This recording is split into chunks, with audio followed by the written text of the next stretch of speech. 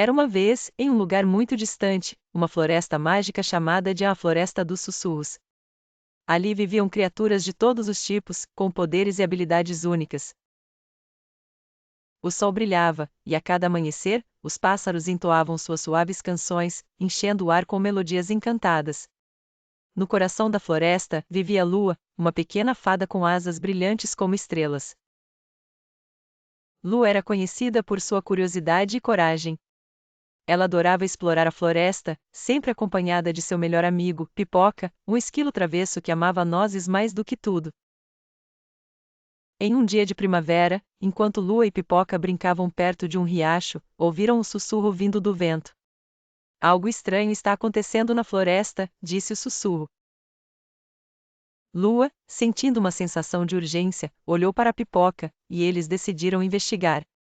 Elsa, uma coruja sábia e anciã, era guardiã dos segredos da floresta.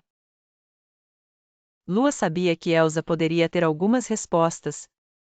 Elas voaram ao grande carvalho onde Elsa morava. Ah, Lua e Pipoca, que bom vê-los, disse Elsa com um olhar gentil. Lua explicou o que tinham ouvido, e Elsa franziu o senho. A harmonia da floresta está ameaçada, disse Elsa. O ancião carvalho, a árvore mais antiga, está perdendo sua magia.